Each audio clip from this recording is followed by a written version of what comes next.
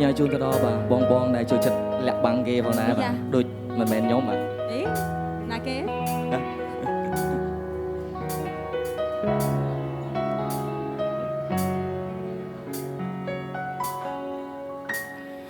បើសិនពេលវេលាអាចវងវិលបែរជាបោកក្រៅ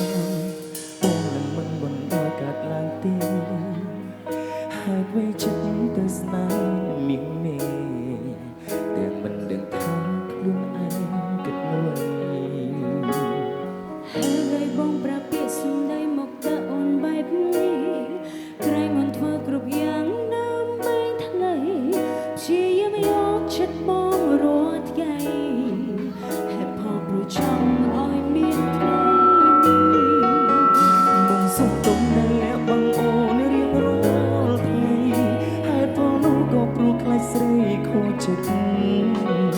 ហើយថ្ងៃនោះបងចង់ប្រាប់អូនពីការពិតមានរងໄວว่าម៉ែអូនត្រៀមចិត្តសម្រាប់តើរូបអូនស្អប់បងដែរទេបើសិនបងមានគេហើយលាបាំងនឹងអូនបងដឹងខ្លួនខំមិនហាមបេងនងទង្វើអូនធ្វើឲ្យបងហាមចិត្តខ្លួនឯងមិនបានហើយអ្វីបងតែនិយាយអូនជាអ្នកទីបីជ្រាជ្រែកស្នេហ៍កលៀនមិនចង់ឲ្យផងអូននឹងដកឡា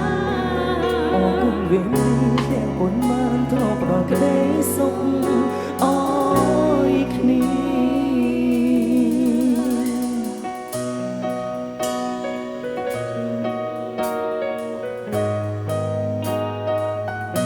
ហេតុអីក៏បងក៏ហៅអូនបែបនេះបន្តិចទៀតអូននឹងដឹងហើយ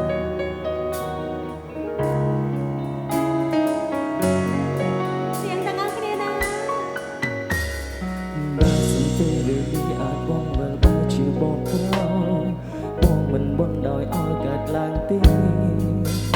ហេតុអ្វីចិត្តទៅស្នេហ៍មីងមេ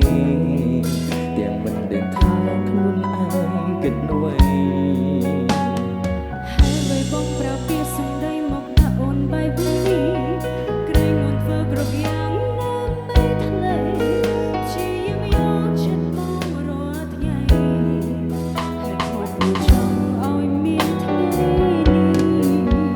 បងសុំទុំតែបងលះបង់អូនរាល់ថ្ងៃហើយបងនោះក៏ព្រោះខ្លាចស្រីខូចចិត្ត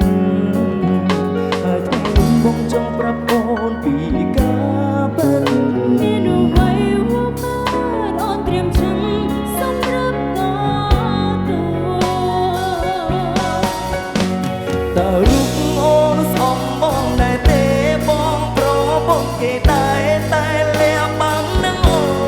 នបងនឹងខ្លួនខំមិនហាមបេងដូងទុំមើលអូនធ្វើឲ្យបងហាមចិត្តខ្លួនឯងមិនបានបងតែនិយាយបងជាភេទទីបីតែបងនឹងអូនមិនចង់ឲ្យខកអូននឹងដកខ្លួនអូនវិញទាំងបុនបានធ្លាប់ដល់ក្ដីសុខឲ្យគ្នាតើរូបអូនស្អប់បងដែរទេបងប្រពន្ធគេតែលះបាំងនឹងអូនមកនឹងខ្លួនខំមិនហាមបេងដូង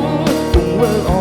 នធ្វើឲ្យបងហាមចិត្តខ្លួនឯងមិនបានហើយបងក៏តែនិយាយបងជាភេទទីបីហើយលះបង់នឹងអូ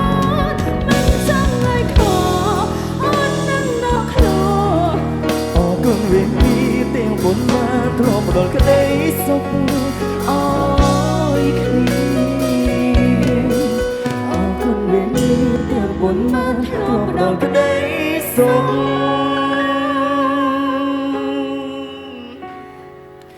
ឲ្យគ្នា